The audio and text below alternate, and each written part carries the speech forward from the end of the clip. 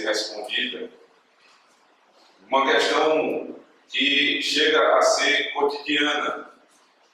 Porque uma das grandes perguntas que nós nos fazemos no nosso dia a dia é como Deus fala conosco. Afinal de contas, como se dá a comunicação entre Criador e criatura? Alguns dizem que podem ouvir a voz de Deus. Outros dizem que Deus falou com ele de uma maneira especial, por meio de outra pessoa. E assim, as mais variadas formas de ouvir a voz de Deus são criadas e são cridas, até mesmo por pessoas que professam o verdadeiro Evangelho. É interessante, irmãos, que essa maneira mística de ouvir a voz de Deus, ela é muito mais voltada ao paganismo do que propriamente ao cristianismo. O cristianismo tem uma maneira revelada de ouvir a voz do Senhor. Mas é no paganismo que se consulta a divindade. São nas religiões esotéricas que se buscam numa mesa, invocando o Espírito, ouvir a voz de Deus. E perceba que essa voz divina que é procurada é simplesmente para a solução de problemas do nosso cotidiano. É diferente de querer ouvir a voz de Deus de maneira bíblica, onde muitas vezes Ele vai me falar aquilo que eu não queria ouvir. Que Ele vai tratar sobre temas que eu não procurei tratar. Porque na relação de comunicação criador-criatura, Deus é soberano. Mas na comunicação do homem pecador com o ídolo, é o homem que diz o tema. É o homem que diz o que ele quer ouvir. É o homem que delimita a conversa. Então passa-se a usar a voz de Deus como se fosse uma consulta de um médium. Uma consulta a uma divindade onde todas as vezes que eu preciso de uma resposta para algo prático da minha vida, então eu vou a determinado lugar e vou ouvir a voz de Deus falando exatamente aquilo que eu quero ouvir. É um problema para resolver. Qual caminho eu vou seguir? Então eu vou atrás dessa revelação. Eu tenho um emprego para decidir qual dos dois eu vou escolher, então eu vou ouvir a voz de Deus nesse sentido. Há um problema no relacionamento, como vou resolver esse problema? Então eu vou consultar essa divindade para que ela me diga exatamente o que eu tenho de fazer. Esse não é o método bíblico de Deus falar com o seu povo. A maneira de Deus se revelar, irmãos, perceba, na Escritura ela é histórica, ela é dramatizada. Você percebe que a maior parte da Escritura, ela se compõe de narrativas, ou seja, histórias que foram contadas, e essas histórias revelam o caráter de Deus e, ao mesmo tempo, o que Ele requer do seu povo. Então, quando eu leio uma narrativa, eu entendo que é Deus falando comigo. Mas, na verdade, é uma história contada. E nessa história contada, nessa narrativa revelada pelo próprio Deus, é Deus que fala conosco. É o drama da revelação que vai se desenrolando ao longo da Escritura. Verdades menos claras na antiga aliança, que elas vão tomando uma progressão e chegam a ficar cada vez mais claras na nova aliança, que sistematiza essa doutrina e entrega para o crente, e nessa entrega o crente tem condições de, com discernimento do Espírito, resolver as suas próprias questões. É o drama da revelação que é sistematizado. Nós aprendemos a doutrina que vai nos valer no dia da necessidade. Não é místico, não é esotérico, é objetivo, é claro. E aquilo que não está claramente exposto pode ser logicamente deduzido, segundo a linguagem da nossa confissão de fé. Pedro, quando vai escrever a sua primeira carta, no capítulo 1, verso 13, ele diz assim: visto como o seu poder nos tem dado tudo o que diz respeito à vida e à piedade, pelo pleno conhecimento daquele que nos chamou, por sua própria glória e virtude. Veja o que diz o apóstolo. Tudo o que eu preciso para a minha vida e para a minha piedade nos foi dado.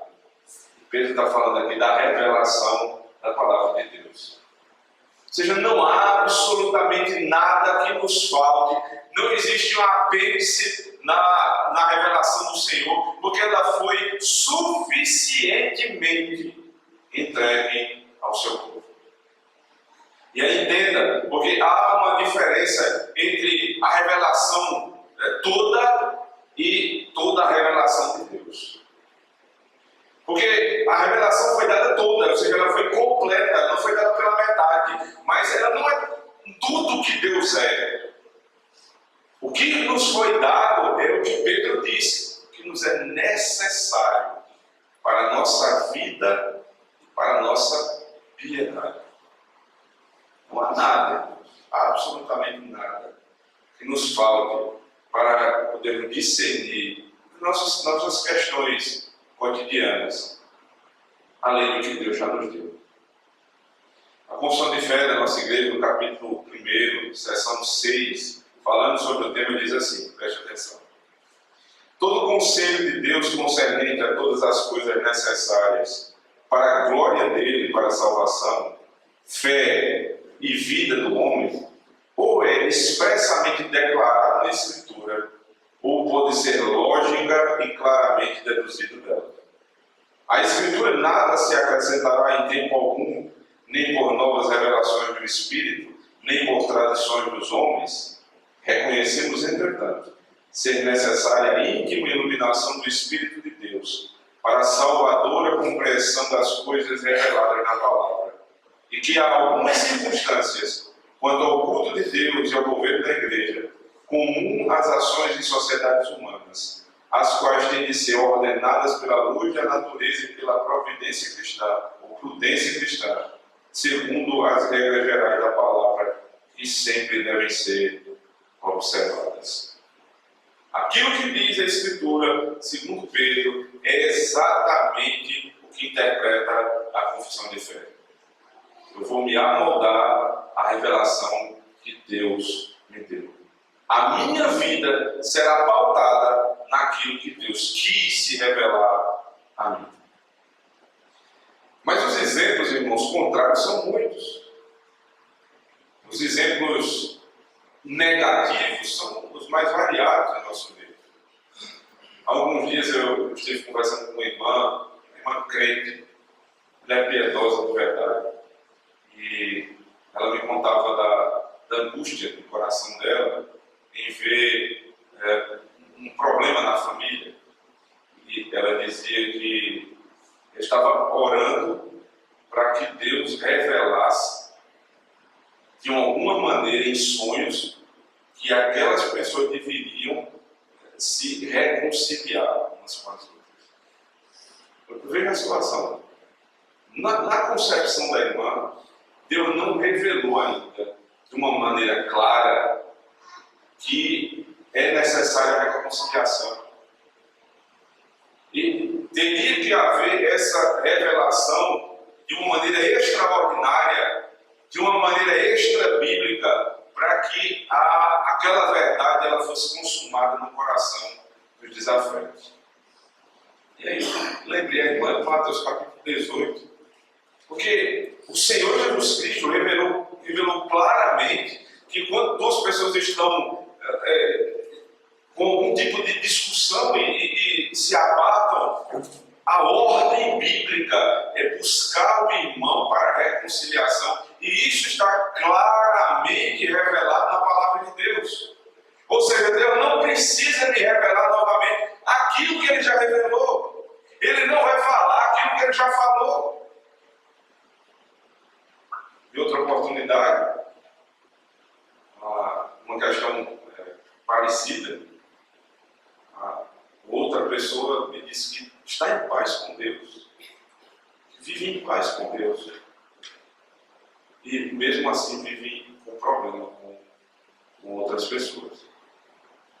E aí ela disse que na leitura da palavra de Deus nunca lhe incomodou o fato de estar com problema com os irmãos. Então é outra Bíblia que a irmã lê. Porque a Bíblia que Deus nos deu, ela diz que nós não podemos estar em paz com Deus se nós não estamos em paz com os irmãos. E se eu leio essa palavra, todas as vezes que eu leio ela tem que me confrontar, ela tem que me incomodar com essa verdade. Eu não posso esperar uma outra revelação ser dada, ou uma revelação particular, diferente daquela que foi escrita. Porque se dissermos isso, irmãos, nós trilhamos por um caminho sem fim, onde a revelação de Deus não pode ser crida plenamente, já que ela é maculada por duas verdades. Ora Deus diz uma coisa, ora Deus diz outra. Então o que nós precisamos entender inicialmente, aquilo que Moisés disse ao povo. Deus falou a Moisés e Moisés disse ao povo, veja comigo, verso número 22, diz assim a palavra de Deus. Então disse o Senhor a Moisés, assim dirás aos filhos de Israel, vistes que dos céus eu vos falei. Veja a estrutura que é dada aqui no versículo 22. Deus chama Moisés e diz, Moisés, assim dirás aos filhos de Israel. E quando você disser aos filhos de Israel, você vai dizer, fui eu que falei. Ou seja, Deus fala a Moisés, Moisés fala ao povo aquilo que Deus falou. É a mesma estrutura, irmãos. Eu peço que você volte um pouco ao capítulo 4. Na revelação que ia ser dada diante de Faraó, a partir do verso 13, capítulo 4 de Êxodo.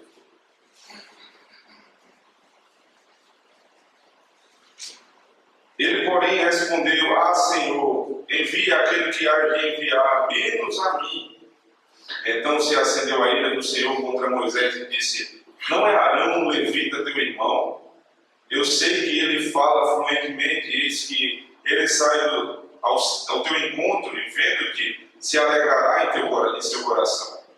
Tu, pois, lhe falarás e lhe porás na boca as palavras. Eu serei com a tua boca e com a dele, e vos ensinarei o que deveis fazer.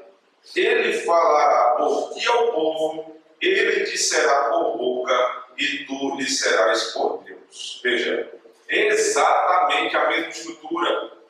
Eu falarei a Arão, Arão falará por ti, aliás, eu falarei a ti, tu falarás a Arão, Arão ao povo, e o que chegar ao povo é a minha palavra. Há uma estrutura dada pelo Senhor, irmãos, que ela permanece até hoje. E ela foi vindicada na lei do Senhor, no capítulo 20. Porque Deus falou a Moisés, mas essa fala, ela não simplesmente ficou na tradução oral, ela foi escrita. Assim foi o desenvolvimento da revelação de Deus. Deus falava a Moisés, Moisés falava ao povo, mas chegou um ponto da revelação, na progressão dada pelo Senhor, e que Deus mandou escrevê-la, registrá-la toda, para maior segurança do povo de Deus.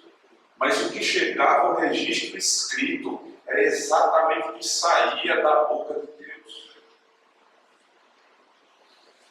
A Bíblia que nós temos em mãos hoje não é outra coisa senão o registro das palavras que saíram da boca do Senhor. O povo que estava ao pé do monte ouviu a palavra de Deus por meio do profeta, mas não só por meio do profeta, também a palavra dada em tábuas de pedra.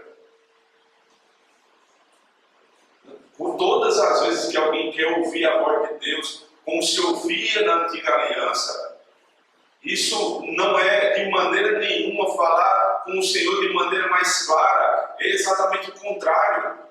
É querer voltar à revelação. Não é progressão. É retorno àquilo que já passou. Porque com o desenvolvimento da revelação, Deus para de falar diretamente ao povo por meio do profeta e manda o profeta escrever a palavra. Mais uma vez, revoltando a confissão de fé, falando sobre esse tema, ela diz o seguinte: ainda que a luz da natureza e as obras da criação e da providência de tal modo manifestem a bondade, a sabedoria e o poder de Deus, que os homens ficam inexcusáveis, contudo não são suficientes para dar aquele conhecimento de Deus e da sua vontade necessário para a salvação. Por isso, foi o Senhor servido em diversos tempos e diferentes modos, revelar-se e declarar à sua igreja aquela sua vontade. E depois, para a melhor preservação e propagação da verdade, para o mais seguro estabelecimento e conforto da igreja, contra a corrupção da carne e malícia de Satanás e do mundo, foi igualmente fazê-la escrever toda. A segurança do povo de Deus se encontra na escrita da palavra do Senhor. Algumas pessoas acham que os crentes do Antigo Testamento eles tinham um maior privilégio do que a igreja da nova aliança. Porque eles ouviam a voz de Deus, porque eles viam relâmpagos e trovões no monte. Mas na perspectiva divina, na perspectiva bíblica, isso não é verdade. O autor aos Hebreus, no capítulo 11, ele passa todo um capítulo falando das testemunhas da Antiga Aliança. Ele fala desde o Éden de Abel, fala dos patriarcas, fala de Moisés, até chegar em Cristo. E depois de falar sobre todas essas pessoas, no capítulo seguinte, início do capítulo 13, ele se reporta a tão grande nuvem de testemunhas. Nós somos superiores, diz o autor dos Hebreus, do que toda essa nuvem de testemunhas. Porque veja agora a situação do israelita, irmãos. Todas as vezes que se encontravam numa grande calamidade, Deus tinha que dar uma nova revelação. Então a revelação era dada de maneira gradual e paulatina, ou seja, a todo momento que era necessário, uma nova revelação era dada. Então o povo vivia na expectativa do que Deus iria falar. Ele não tinha a revelação completa. Então passa-se o tempo e o Senhor, ele fecha o cânon, ele fecha a revelação do Novo Testamento, sistematizando todo o drama da Antiga Aliança. E agora nós temos a Escritura pronta, a revelação do Senhor dada. Nós podemos agora gozar dessa grande bênção. Mas não só disso, nós somos ainda, em termos de revelação, mais beneficiados do que os irmãos do segundo século, por exemplo. Porque no segundo século, o que se tinha era a leitura daquele tempo. A estruturação de muitas doutrinas não havia sido dada. Então, passados 2000 anos de tradição da interpretação, nós somos o povo mais beneficiado em toda a história. Porque nós não temos apenas a nuvem de testemunha do autor dos Hebreus, que já se achava mais beneficiado do que os irmãos da Antiga Aliança. Nós agora temos, além do Antigo Testamento, toda uma tradição de 2000 anos interpretando a palavra do Senhor. Então alguém vai dizer: vocês não creem no poder do Espírito Santo. Vocês desprezam o Espírito Santo porque vocês não querem ouvir a voz de Deus. Mas é justamente o contrário. Qual é a obra do Espírito Santo? Diz Paulo: a obra do Espírito Santo é me convencer do pecado, da justiça e do juízo. Mas como alguém pode ser convencido do pecado quando a lei é apontada? Onde está a lei? Escrita. Eu só posso ser alvo da obra do Espírito Santo quando a palavra é pregada, quando a lei é exposta no meu coração. Então, se alguém crê de fato no poder do Espírito Santo, na obra do Espírito Santo, é aquele que crê que a revelação de Deus foi dada por completo nas Sagradas Escrituras e que não nos é necessário mais nenhum tipo de revelação, porque Deus fala na sua palavra. Deus não é menor, Deus não é menos poderoso, mas Ele escolheu uma maneira de se revelar e eu preciso me submeter a ela. Houve um tempo que Ele falava de um modo, o autor dos Hebreus diz que agora Ele fala pelo Filho, o Filho, a palavra de Deus.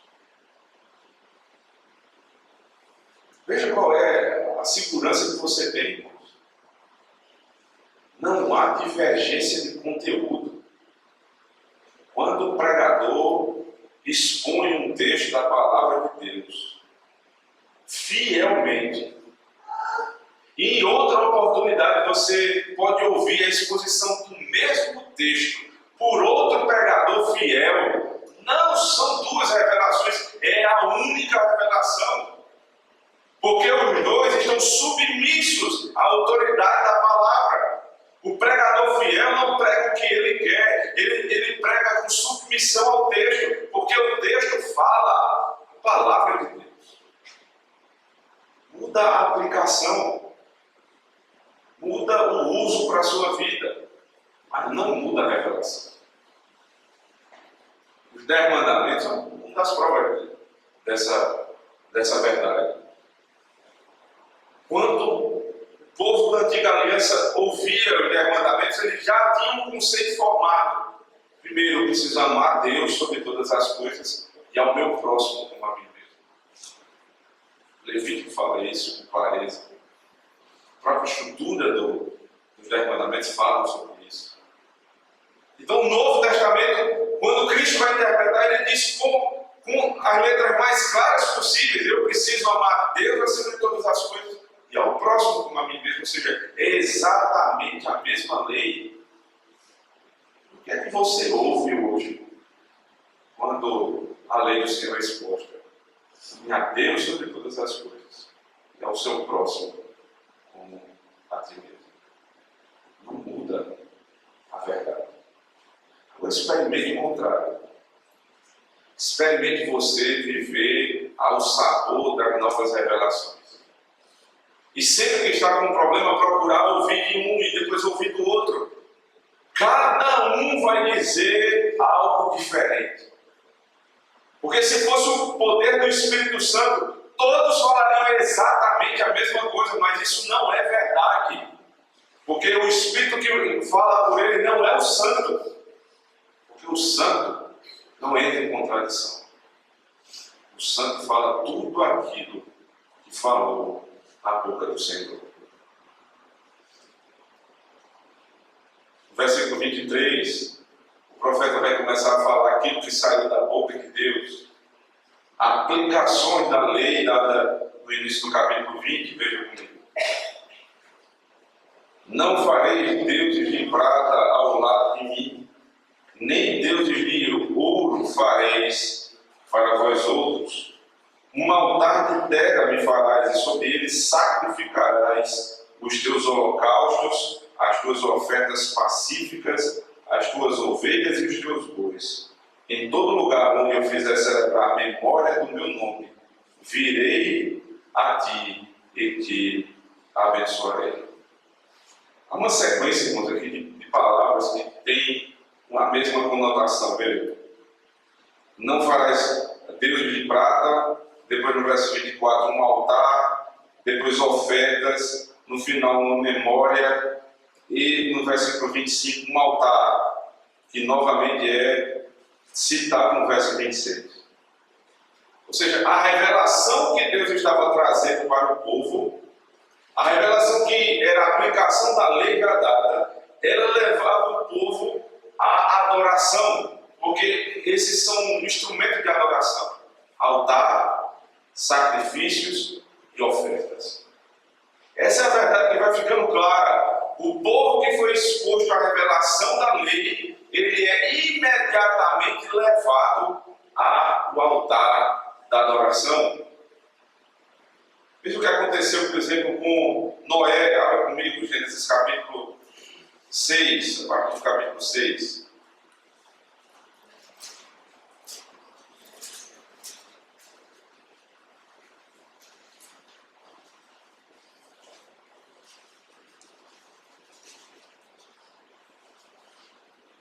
No verso 11 ao verso 13, o Senhor dá testemunho sobre a maldade do coração do homem. Então ele diz que vai destruir a raça humana, porque todo o coração humano é corrupto. E aí vem a revelação dada ao mediador dessa aliança, verso 14.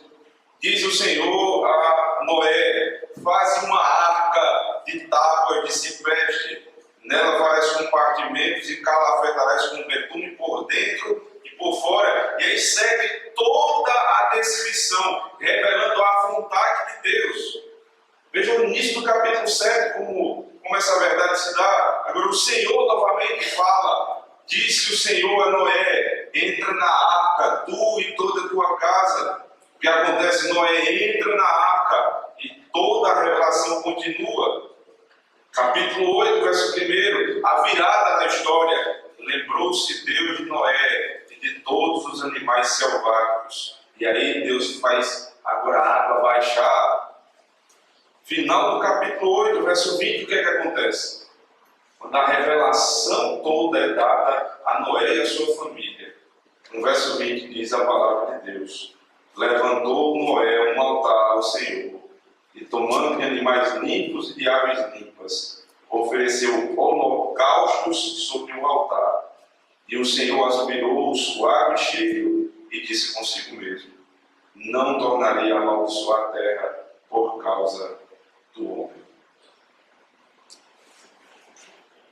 Deus chama Noé, Deus revela a vontade a Noé. Noé, então, agora sabe do que Deus vai fazer, ele cumpre a vontade do Senhor. E o que acontece ao final? Noé é levado a um altar da adoração.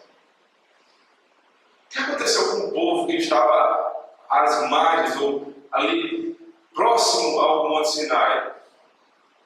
O povo ouviu a revelação do Senhor. O povo viu o que Deus fazia e o povo foi levado à adoração. Ou seja, a adoração, ela é uma reação do povo à revelação divina. Não se concebe, irmãos, alguém adorar aquele que nunca creu, aquele que nunca foi revelado. Não se pode entender alguém que não crê no Senhor, que não recebeu revelação do Senhor, chegar para a adoração. Isso não existe. Não funciona assim. É primeiro a revelação, depois a adoração. Mas é possível que alguém tente mudar essa estrutura, primeiro tentando adorar sem conhecer a Deus. O próprio Senhor Jesus Cristo passou por uma situação como essa, quando João capítulo 4, ele se encontra com a mulher samaritana. E dentre muitas questões daquela conversa, uma chama muita atenção. Aquela mulher, ela chama o Senhor e diz: aonde é que eu devo adorar?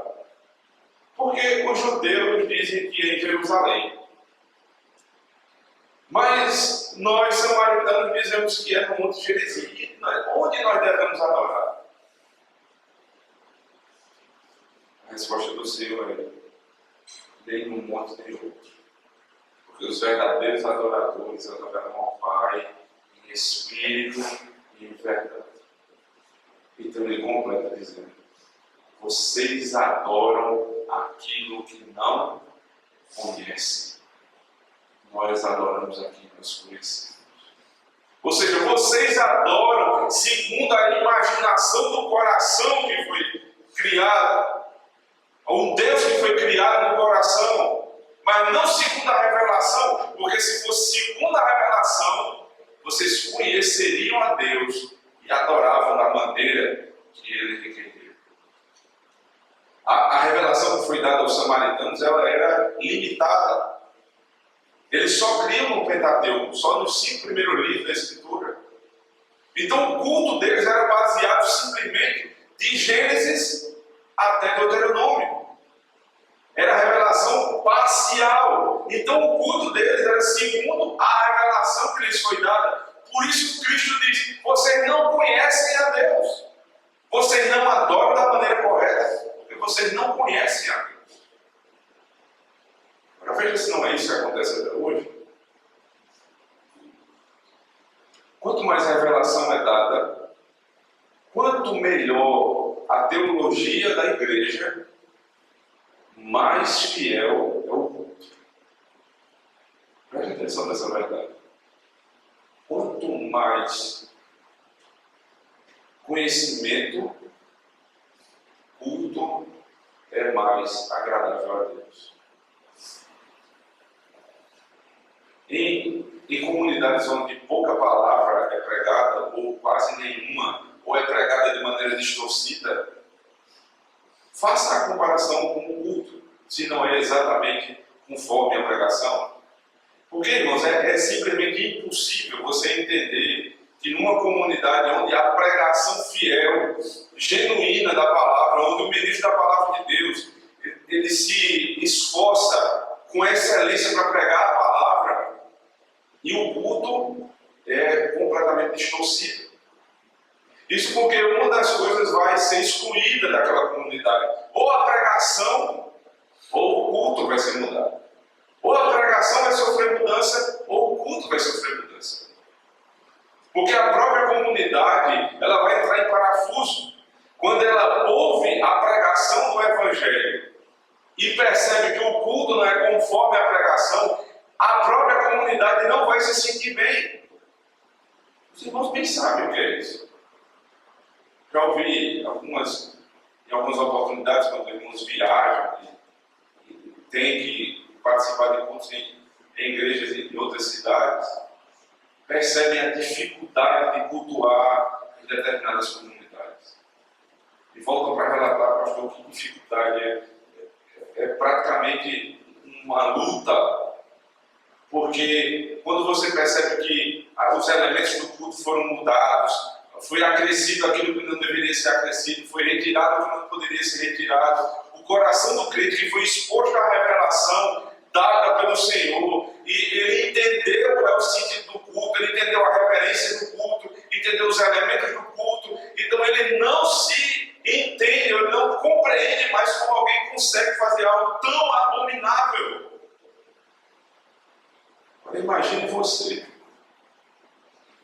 se você tem dificuldade de receber esse culto, ou de participar desse culto, imagine o coração de Deus quando um culto idólatra lhe é prestado. Porque essa aplicação, na verdade, no final do capítulo 20, não é nada mais, nada menos do que a exposição do segundo mandamento. O segundo mandamento foi dado e agora ele é aplicado. Vocês não vão fazer conforme o coração de vocês. Vocês vão levantar o altar, vocês vão sacrificar, vocês vão fazer absolutamente tudo como eu mandei.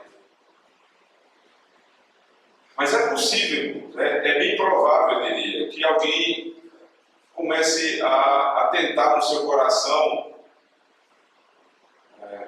defender a boa intenção e a sinceridade de algumas comunidades que tentam, de alguma maneira, viver esse culto menos puro, mas que, por conta da boa intenção, deve ser respeitado.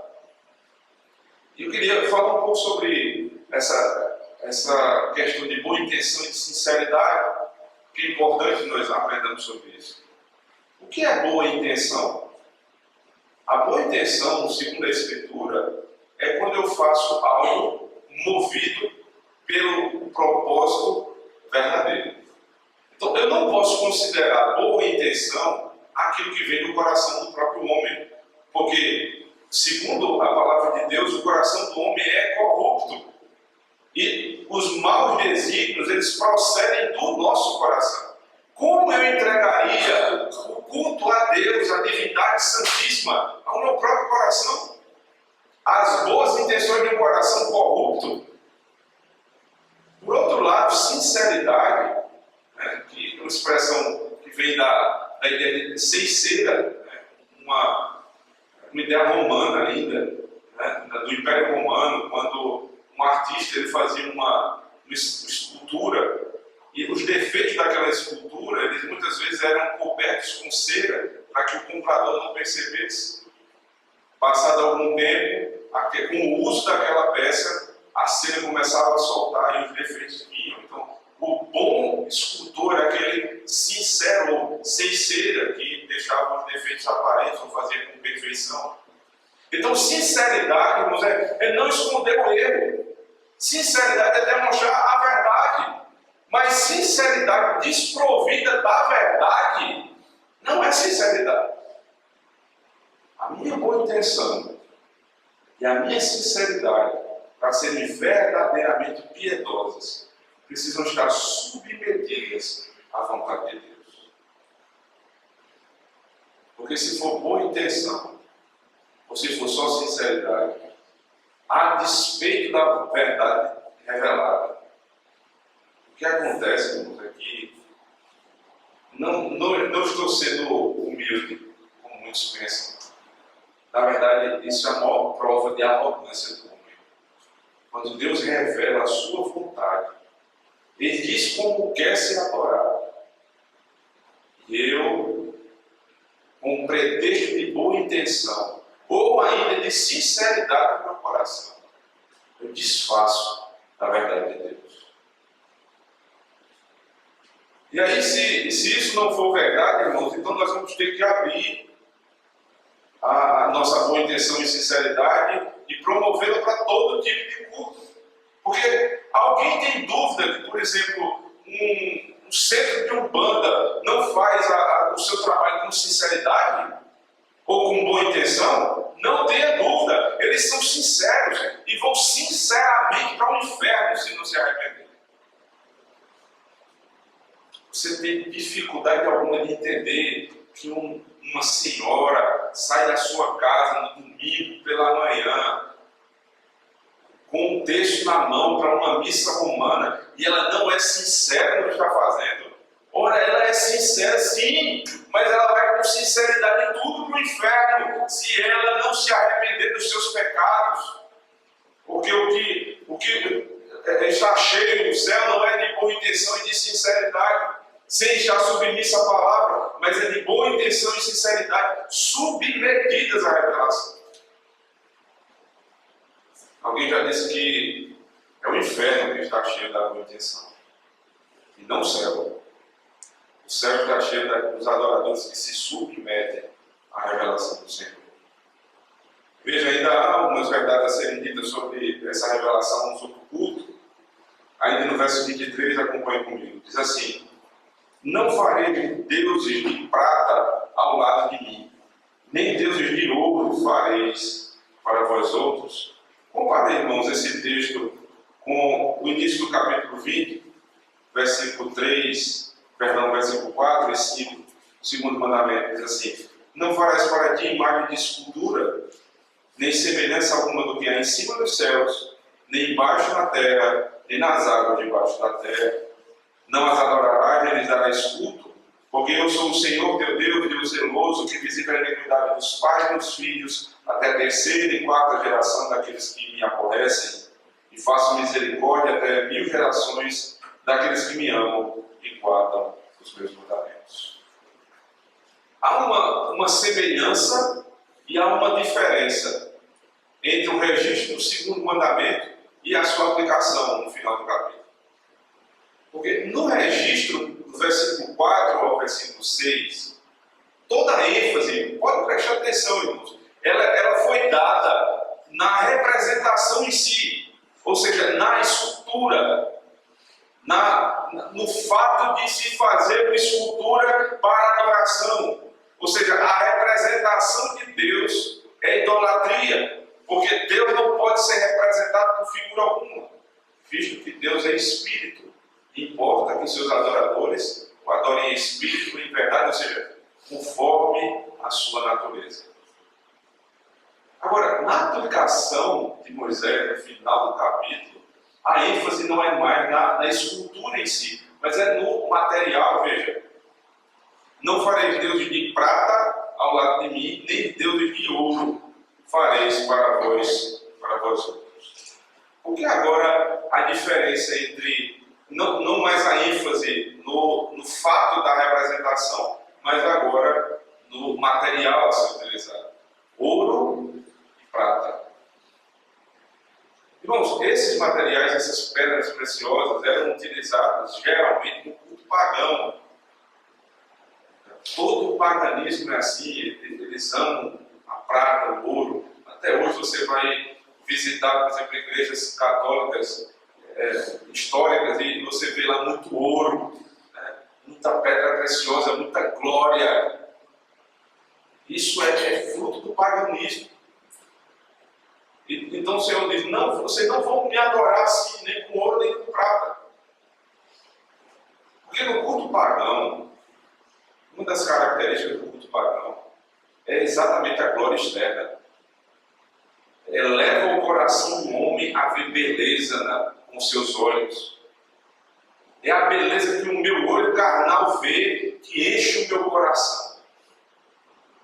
Mas no culto bíblico, mesmo na antiga aliança, que no tabernáculo você vai ver muitos instrumentos, mas a glória toda era apontada para a obra do Senhor, e não para o instrumento em si. Essa é a grande diferença. Vocês não vão apenas não fazer imagens, vocês não vão fazer nada que chame a atenção com ouro e prata, porque a glória do culto divino não é exterior, a glória é interna. A glória vem da própria palavra. O que é que deve encher o nosso coração?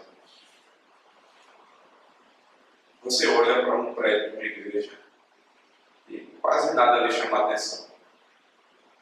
4 paredes brancas, um púlpito, um pouco de vinho, um pedaço de pão, água e uma Bíblia aberta. É tudo o que contém um culto bíblico. Mas quando você vai participar de um culto que é segundo o coração humano, é muita glória. O prédio é suntuoso. As pessoas se vestem com toda a futilidade da nossa época. As programações são as mais variadas. A pregação parece muito mais uma palestra motivacional para executivos do que a ministração do Evangelho do Senhor. O ego do pecador ele é massageado. É por isso que ele sai dizendo que culto maravilhoso. Ele não foi confrontado. Não é que nós não podemos dizer que o culto realmente é maravilhoso, mas dizemos por um motivo distinto, porque nós somos confrontados pela palavra e confortados pelo Evangelho. Não há glória externa. A glória vem toda da pregação da palavra. Você olha para cada passo da liturgia e você vê a beleza do Senhor. Deus que chama para adoração. O Deus que, ao chamar para adoração, vê que o povo está constrangido por conta dos seus pecados. Então a palavra vem, aponta meu pecado, e eu posso me prostrar diante do Senhor e confessar os meus pecados. E ele diz, então levantem-se e cantem a mim. E o coração do crente vai se encher de alegria. Então a palavra novamente é lida e o povo dá graças a Deus por ela. E nós podemos derramar diante do Senhor as nossas orações. Então ele diz, agora se acende que eu vou falar com vocês. E depois de nos falar, ele diz, agora venham à minha mesa. Vocês vão ceiar comigo. E antes de nos despedir, ele deixa uma bênção. Exatamente como o versículo 24 termina, diz: fiz celebrar Quando vocês quiserem celebrar a memória do meu nome, virei aqui e te abençoarei. Deus abençoa o povo. A glória desse culto, ela não depende daquilo que você vê, mas é daquilo que você ouve, daquilo que você toca, mas tudo é prescrito, tudo é determinado pelo próprio Senhor. Não há glória externa. Mas quem é levado pela pregação mundana, pelo culto de muita glória, é levado também na sua vida a viver dessa forma. Não é à toa, irmãos, que nós vemos tantos crentes aí metidos com todo tipo de corrupção, todo tipo de suborno, porque eles foram expostos a uma verdade que não é a verdade de Deus. Eles não foram confrontados com seus pecados. Eles não ouviram a lei de Deus que diz não furtarás, mas eles ouvem um evangelho de glória e de riqueza, e eles querem ser semelhantes ao seu próprio Deus. Veja o que diz Salmo 115, abra comigo, por favor.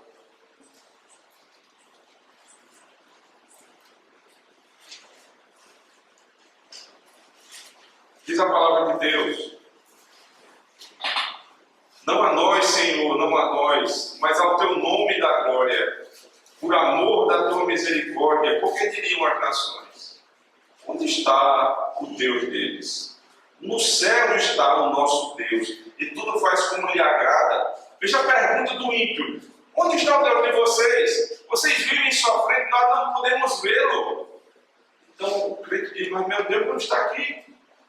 No céu se encontra o meu Deus. Verso 4: prata e ouro são os ídolos deles, obra das mãos dos homens. Exatamente aquilo que foi dito a Moisés: não faça de prata e ouro a adoração, porque assim fazem os ímpios. O nosso Deus está no céu, porque tudo faz como lhe agrada. Prata e ouro são dele, mas ele disse: não use na minha adoração. Eu sou muito mais glorioso do que essas coisas. Prata e ouro usam os ímpios. É obra das mãos deles. E veja como é que é o ídolo, no verso 5. Tem boca e não fala, tem olhos e não veem, tem ouvidos e não ouvem, tem nariz e não cheiram. Suas mãos não apalpam, seus pés não andam, som nenhum lhes sai da garganta. Veja agora: tornem-se semelhantes a eles os que os fazem, quanto neles confiam. Tornem-se semelhantes a eles os que o fazem e os que neles confiam. Se há uma verdade, irmãos, que na santificação nós vamos nos tornando cada vez mais semelhantes a Cristo, também a verdade se dá no mundo idólatra.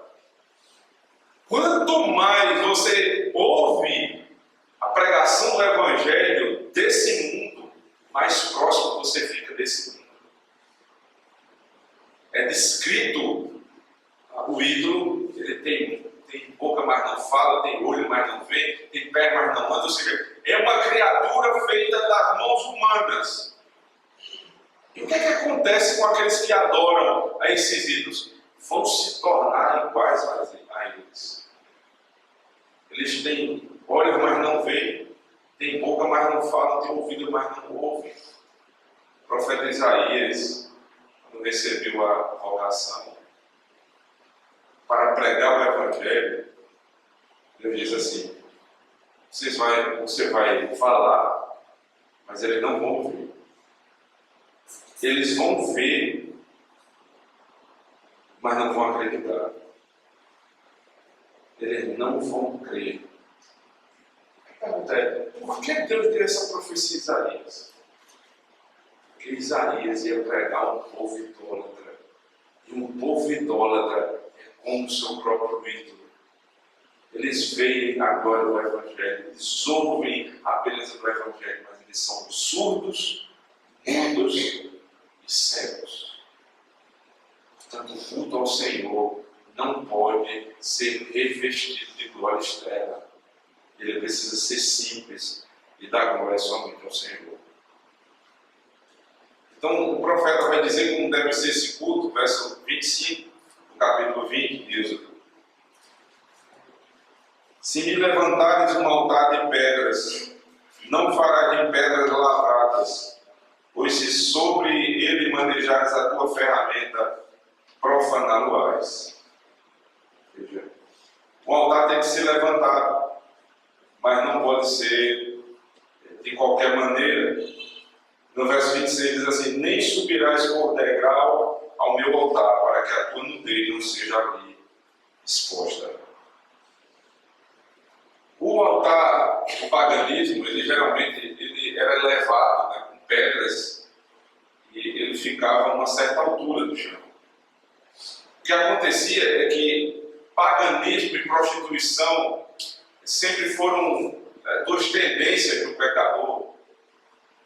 Ele decide fazer um altar, porque a lei de Deus ainda está no coração dele, então ele quer adorar a divindade segundo as suas próprias tendências pecaminosas. Então ele levanta um altar. Mas nesse altar, o que acontecia era a prostituição. As roupas não eram adequadas, a maneira de se chegar ao culto era extremamente sensual, e a própria prostituição era cultica. Era uma parte da liturgia pagã, era a prostituição. Então Deus diz assim: o meu altar vai ser diferente. Vocês não vão levantar um altar alto, assim, acima da terra. Vocês vão levantar um altar onde a pureza ela vai ser sempre observada. E ele delimitou até mesmo uma roupa dos sacerdotes, no capítulo 28 de Êxodo, veja. Tratando aqui do mesmo assunto, Êxodo 28, a partir do verso 41. Verso 40, para o melhor entendimento nosso. Para os filhos de Arão farás túnicas e cintos, e tiaras, faluais para glória e ornamento. E com isso vestirás Arão teu irmão, bem como seus filhos, e os ungirás, e consagrarás e santificarás para que me oficiem como sacerdotes. Faz-lhes também calções de linho para cobrirem a pele nua, e irão da cintura às coxas. E estarão sobre Arão e sobre seus filhos, quando entrarem na tenda da congregação, ou quando se chegarem ao altar para ministrar no santuário, para que não levem iniquidade e morram. Isto será estatuto perpétuo para ele e para a sua posteridade depois dele. É interessante, irmãos, como vida privada e vida pública, elas estão entrelaçadas na religião cristã, na revelação do próprio Deus. Aquilo que eu faço em particular reverbera no público. Aquilo que eu tenho no meu coração, aquilo vai chegar à minha vida exterior. E aqui é dito o seguinte: o coração ímpio, ele é carregado de malícia. Então a malícia desse coração vai ser exposta no culto pagão, na sensualidade. E como é que vai ser o culto bíblico? Como vai ser o culto prescrito pelo Senhor? É completamente distinto. Porque o Senhor ensina modéstia. O Senhor ensina castidade. O Senhor está expondo agora o 7º mandamento na obra do 2º. Quando vocês chegarem para a adoração, lembre-se não só do 2º, mas lembre-se do 7º mandamento. Não adulterarás, que fala da santidade do nosso coração, da pureza do nosso coração.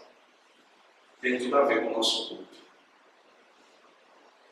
E não é à toa, irmãos, que muitas vezes, no culto ao Senhor, nós percebemos que o trato com a vestimenta não condiz com aquilo que prega a palavra.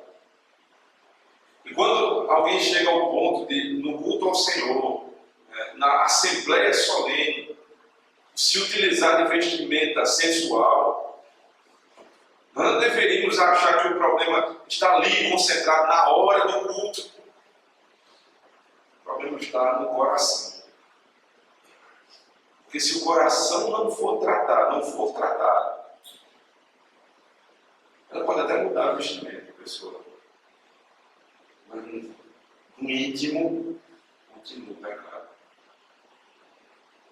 Pedro, quando vai falar na sua primeira carta, capítulo 3,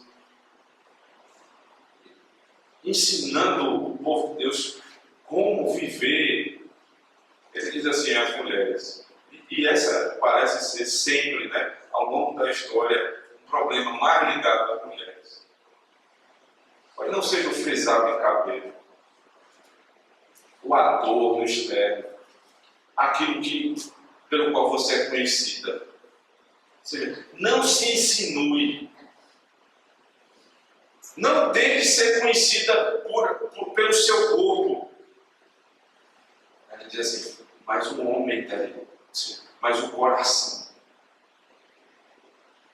Então a mulher, principalmente a mulher, precisa amar a Deus e ao próximo, também cuidando da maneira de se vestir. Não que isso não aconteça com os homens, é possível acontecer, mas é muito mais propício com as mulheres. Você não vai ser levada pelo que diz o mundo. Você não vai se vestir com as vestes desse mundo, com os conselhos desse mundo. Você vai se lembrar que a adoração a Deus é santa. E a santidade Deus requer de nós em tudo que vamos fazer. E às vezes pode até não ser uma maldade do seu coração, mas, irmãs, o cuidado, o zelo não é só com o seu próprio corpo, mas é o zelo com o coração do irmão que fica ao seu lado. Para que você não seja a culpada pelo pecado do outro.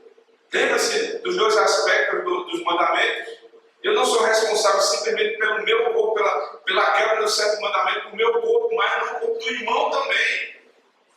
Eu preservo a minha castidade e santidade e a vida e castidade do outro. E isso relacionado ao culto ao Senhor. Então, a maneira de se chegar ao altar é a forma do culto, são os elementos do culto. Absolutamente tudo é tratado na exposição aos mandamentos, na hora que vocês vão se chegar ao culto. Certamente os irmãos estavam ainda mais aterrorizados, porque ninguém, absolutamente ninguém, consegue tão específica a revelação do Senhor. Então, algo chama a atenção na leitura desse texto, levantar um altar, mas principalmente o verso 24, acompanhe comigo.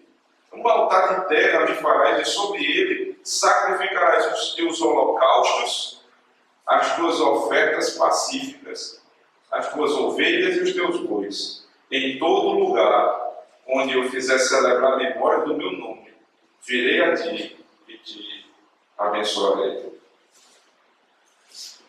Interessante, irmãos, porque o sistema sacrificial ele vai ser escolhido com detalhes somente no livro de Levítico. Mas veja qual é a linguagem aqui de Moisés: holocaustos e ofertas pacíficas.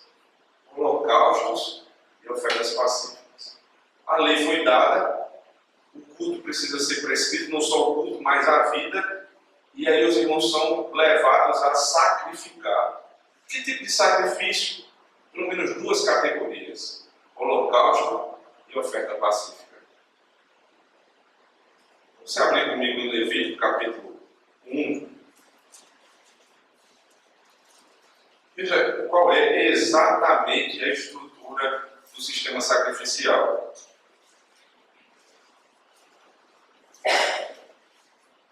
Capítulo 1. Senhor a Moisés e da tenda da congregação e disse: Fala aos filhos de Israel e dize-lhe: Quando algum de vós trouxer oferta ao Senhor, trareis a vossa oferta de gado de rebanho ou de gado miúdo. Se a oferta for holocausto de gado, trará macho sem defeito à porta da tenda da congregação, trará, para que o homem seja aceito perante o Senhor. Agora veja o verso 13. Porém as entranhas e as pernas serão lavadas com água, e o sacerdote oferecerá tudo isso, e o queimará sobre o altar. É holocausto, oferta queimada de aroma agradável ao Senhor. Esse é o primeiro tipo de oferta que o pecador deveria trazer diante da congregação. Ou seja, o culto começava assim: você entrega uma oferta e o nome dessa oferta vai ser holocausto. Por que holocausto? Porque ela vai ser completamente consumida pelo fogo.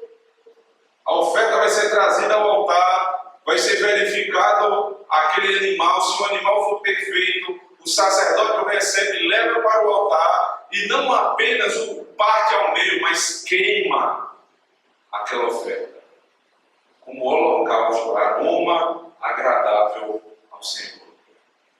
Essa oferta já foi dita lá no capítulo 20 de Êxodo. Ela tem um significado.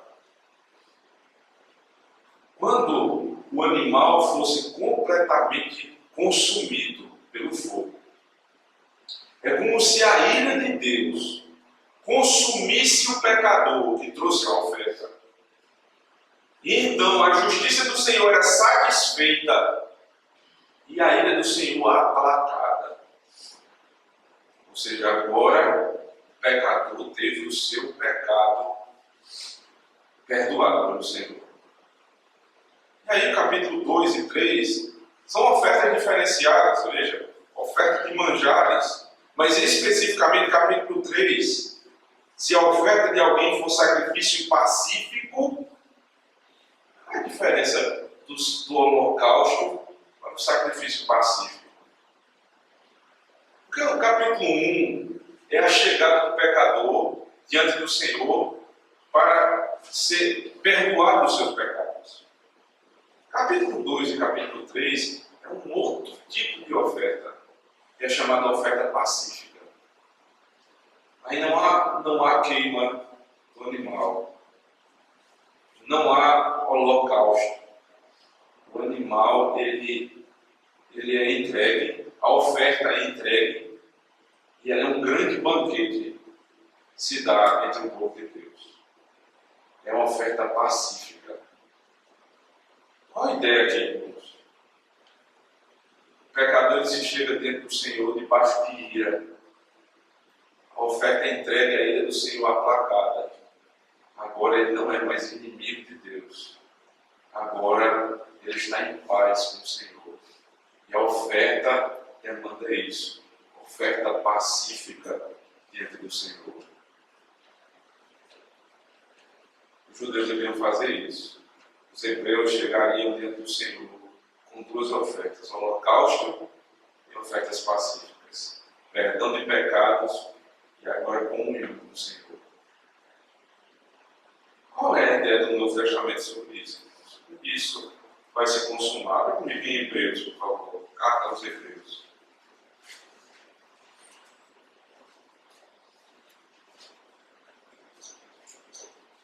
Hebreus capítulo 13.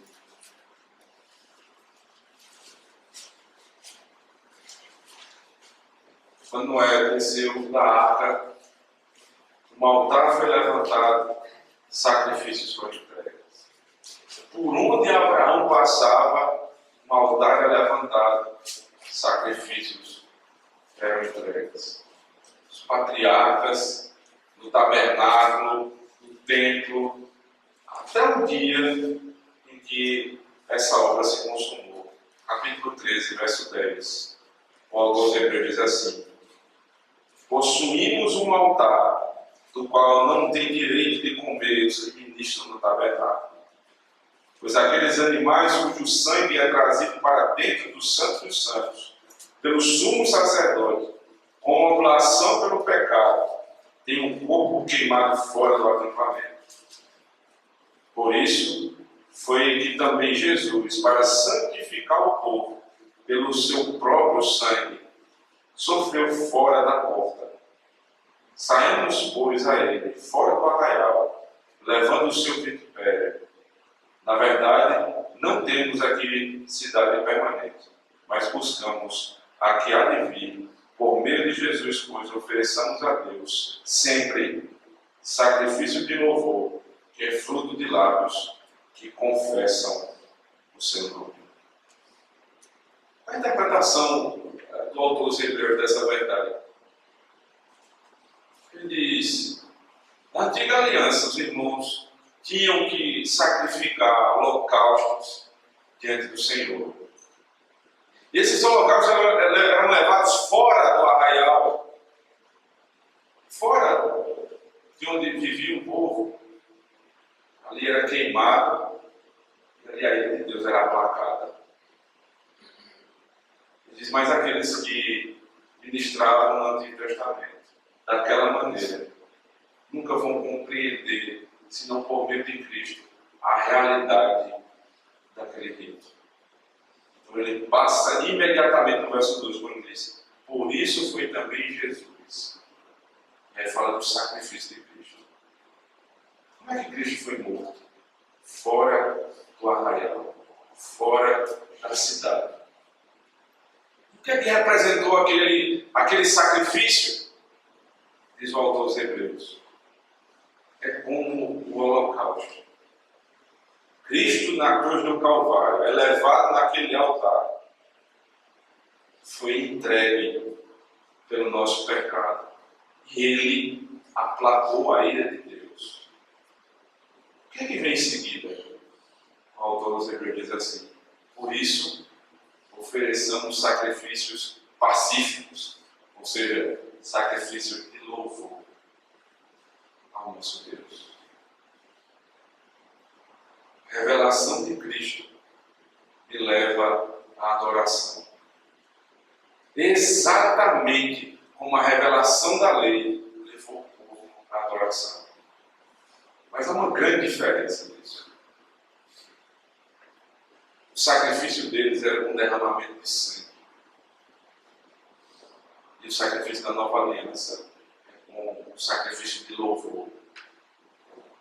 Tendo sido pacificada a nossa relação com Deus, não há mais porquê derramamento de sangue. Então Paulo, quando vai falar aos Romanos, no capítulo 12, verso 1, diz: rogo-vos, pois, pela compaixão de Deus, que apresenteis os vossos corpos como sacrifício vivo, santo e agradável ao Senhor, que é o vosso culto racional. Aplacada a ira de Deus, estando em paz com Deus, eu sou levado imediatamente à adoração. Não como eu quero, não como eu desejo, mas como foi revelado. E aí eu vou entregar ao Senhor um sacrifício vivo, santo e agradável a Deus. O holocausto foi dado, agora eu entrego ofertas pacíficas em gratidão ao Senhor. O que esperar mais de Deus? Como Deus pode falar de maneira mais gloriosa do que no culto? É fato, irmão. Deus fala quando nós estamos trancados no nosso quarto, lendo a palavra do Senhor. Deus fala quando no culto em particular a palavra é ministrada. Mas não há maneira mais gloriosa de Deus falar. Quando Ele reúne o seu povo no dia do Senhor, claramente usar o ministro da sua palavra e dizer aquilo que o povo precisa ouvir. Certamente, nem sempre você ouve a resposta que você queria, nem o tema que você queria ouvir, mas você pode sair com uma certeza: foi a palavra de Deus e é o que eu precisava ouvir. Diferentemente daquilo que muitos acham em relação à comunicação criador e criatura, nós não vamos delimitar tema, nós não vamos dizer como Deus deve falar, o modo que Ele deve falar, o dia que Ele deve falar. Nós nos submetemos à vontade revelada. E quando há uma necessidade na minha vida, aquilo que foi aprendido no culto vai me conceder discernimento por meio do Espírito para tomar a decisão acertada. Eu não vou ser levado ao sabor de vento de doutrina, nem entregue a minha vida à corrupção do coração humano, que ora diz uma coisa, ora diz outra. Ao mesmo tempo, eu preciso me lembrar que o sacrifício de Cristo me levou não a um novo sacrifício no sentido redentivo, mas que o sacrifício de Cristo me levou a um sacrifício pacífico, um sacrifício de louvor, fruto de lábios que conhecem ao Senhor. É por isso que o mesmo autor aos Hebreus diz assim, no capítulo 10, verso 25: não deixemos de congregar, como é costume de alguns. Antes, admoestamos uns aos outros, e tanto mais quando vedes que vai se aproximando aquele dia. Ao contrário de alguns que dizem ouvir a palavra de Deus, mas se apartam da igreja do Senhor, não podemos fazer isso. Se é verdade que o sacrifício de Cristo levou o nosso pecado, o que nos cabe agora é congregar na sua igreja, oferecendo o sacrifício de louvor. Por fim, aqueles que têm dificuldade em entender como o seu pecado, a dureza do seu pecado, pode ser tratada, pode ser perdoada pelo Senhor. Lembre-se, o sacrifício do Senhor Jesus Cristo não foi por um pecado, nem por um tipo de pecado. O sacrifício de Cristo foi por todo pecado. O profeta diz: o sacrifício que nos traz a paz, ou seja, pelas suas dores, pelas suas pisaduras, nós somos sarados.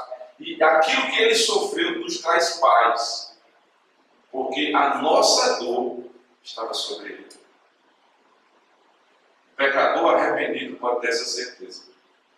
Cristo, quando é crido, todo o pecado é perdoado. E em seguida, você é trazido à sua casa para adorar e ouvir a sua voz. Deus nos abençoe. Amém. Convido a igreja a ficar de pé, nós vamos cantar o nosso